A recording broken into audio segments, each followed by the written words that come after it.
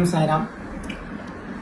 आज से एक सीरीज हम लोग शुरू करेंगे। हफ्ते में 2 दिन आपको क्लासेस मिलेगी। देखा जाता है जब कानपुर बैकग्राउंड के लोग इंटरव्यू देने जाते हैं, पीसीएस का हो, आईएएस का हो या कोई भी इंटरव्यू, तो अक्सर कानपुर के विषय में लोग तमाम सवाल करने लगते हैं। तो आज से हम लोग कानपुर का पूरा इतिहास, उसकी क्या इंपॉर्टेंस है, उस पर थोड़ी चर्चा करना शुरू करेंगे।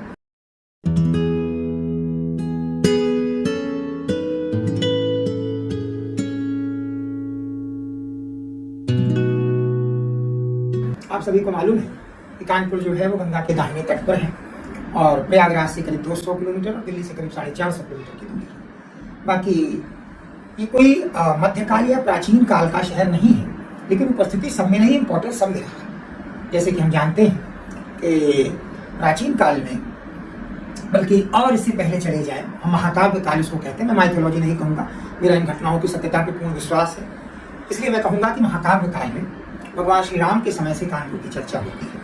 आपको मालूम ही है कि कानपुर में ही माता सीता वाल्मीकि जी के आश्रम में रही। वैसे तो पूरे भारत में 4 जगह वाल्मीकि जी के आश्रम थे, ऐसी चर्चाएं होती हैं। एक सीतामढ़ी जो कि प्रयागराज और चंदौली वाराणसी के बीच में है और इस समय भदोही जनपद में पड़ता है। एक सीतामढ़ी जिला ही है बिहार में, और एक जो है रुहेलखंड के इलाके में, बरेली के इर्द गिर्द के इलाके में ही सीतामढ़ी पड़ता है। लेकिन ये लोगों का मानना है कि वाल्मीकि जी का आश्रम जो है वो कानपुर में ही बिठूर में था, जिसको तब ब्रह्मावर्त कहते थे। और ये नाम जो है बहुत समय से जो है चर्चित है। उत्तर वैदिक काल से ये नाम चर्चा में आ गया था। यहीं माता सीता को लक्ष्मण जी ने जब छोड़ा था, जिस स्थान पे छोड़ा था वो आज भी परियर के नाम से जाना जाता है। परियर, परित्याग किया गया ये इस जगह के नाम से। बाद की वाल्मीकि जी के आश्रम में माता सीता ने लव और कुश को जन्म दिया, वहीं उनका शिक्षण प्रशिक्षण हुआ और वहीं वो घटना हुई जो उन्होंने भगवान श्री राम की सेना से युद्ध किया। यद्यपि ये चारों सीतामढ़ी अपने अपने लिए यही बात कहते भी हैं। और तमाम जगहों पे, जैसे जो कि भदोही जिले में प्रयागराज से करीब 50 किलोमीटर की दूरी पे सीतामढ़ी है, वहाँ पे इसके लिए बड़ा भव्य मंदिर और तमाम स्मारक भी बना दिए गए हैं।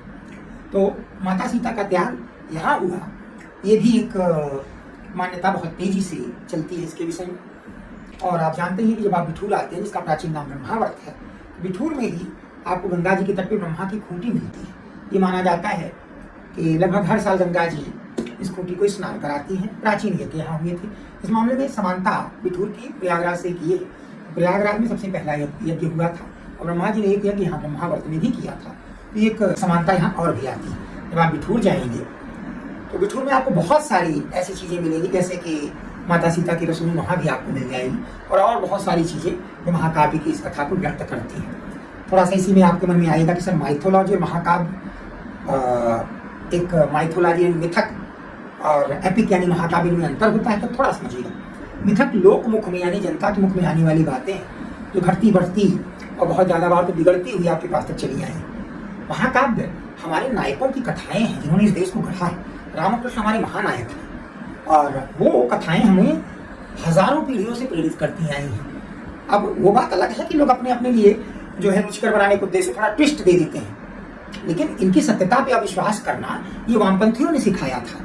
अब वही सीधी सी बात है कि इतिहास की पहली सब चलती है कि ये जरूरी नहीं कि जिस चीज़ के प्रमाण न हो ही न। और कभी आप कोई चीज़ जो है आधे अधूरे प्रमाण से भी स्वीकार कर लेते हो, कभी किसी चीज़ के लिए ऐसे से प्रमाण मानना शुरू करते हो, आप ऐसे से क्वेश्चन उठाते हो जो कि एकदम असहज करते हैं। यद्यपि मैं आपसे बार बार कहता हूँ कि राम का व्यापार करने वाले और राम का विरोध करने वाले दोनों ही भटक गए हैं और हमें लगता है इनकी 2 ग्रुप में मैक्सिमम पार्टियां, राजनीतिक दल शामिल हैं। तो हमें उनको अपने महानायक के रूप में जब देखना है तो ये बिठूर का संबंध इस घटना से बहुत ज़्यादा है। फिर हम लोग रेन सांग को जब पढ़ते हैं, कन्नौज से आगे निकला तो उसको कहीं ऐसे गैंडा चलता हुआ मिला। अब माना जाता है कि वो जगह कानपुर में थी, जो वर्तमान कानपुर जिला है। आपको अच्छी तरीके से मालूम है कानपुर जिला जो है वो 80 के दशक में 2 भागों में बांट दिया गया। कानपुर नगर, जिसमें ज़्यादातर शहरी इलाका है, तब 10 विकास खंड है, 590 गाँव भी, और कानपुर देहात जिसका मुख्यालय अकबरपुर में। 80 के दशक में 2 भागों में बढ़ गया, पहले एक ही था। और ये बात भी सच है कि प्राचीन काल में कोई बहुत ज़्यादा घटनाएं यहाँ की आपको नहीं मिलती है, लेकिन एक घटना आज और बताऊंगा। तो आज की ये सीरीज हम लोग यहाँ रोकेंगे, फिर अगली सीरीज में कुछ और बातें बताएंगे। आप लोग सभी जानते हैं जो कानपुर के रहने वाले हैं, किदवई नगर में माता जंगली देवी का मंदिर है। असली मंदिर है मंगला माता का मंदिर। जंगल में होने के कारण हम लोग जंगली देवी का मंदिर बोलने लगे। इसकी बड़ी रोचक कहानी है। 836 मिहिर भोज प्रतिहार प्रसिद्ध सम्राट भारत का, जिसको बहुत इग्नोर किया गया क्योंकि भारत को बनाने में बड़ा योगदान है। अक्सर ऐसी स्थितियां आ जाती हैं कि हर्ष को बहुत जो है महत्व दे दिया गया बढ़ा चढ़ा के, और ऐसे महान सम्राट को एकदम इग्नोर करके 4 लाइन में खत्म कर दिया गया। ये इतिहास की विकृतियां हैं जो जब भी कभी पढ़े लिखे लोग इस भारत देश को दिशा देंगे तो निश्चित तौर पर इसको सुधारेंगे। अभी तो मुझे फिलहाल ऐसी कोई दिखती नहीं है। अब जरा थोड़ी सी कुछ बातें और सुन लीजिए।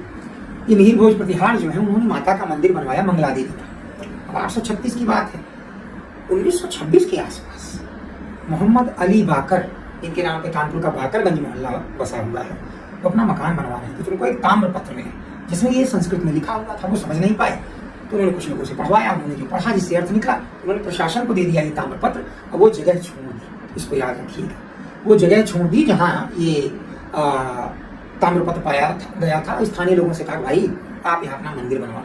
तो आज जो माता जंगली देवी का कितवाई नगर चौराहे पे मंदिर है, इस साल उसके 100 वर्ष पूरे हो गए हैं और अली बाकर साहब की दी हुई जमीन पर है। इन सब चीज़ों को भी थोड़ा याद रखा करें। तो प्राचीन काल में कानपुर कोई बहुत ज़्यादा चर्चा में नहीं रहा है, लेकिन धीरे धीरे इसका महत्व बढ़ता चला गया।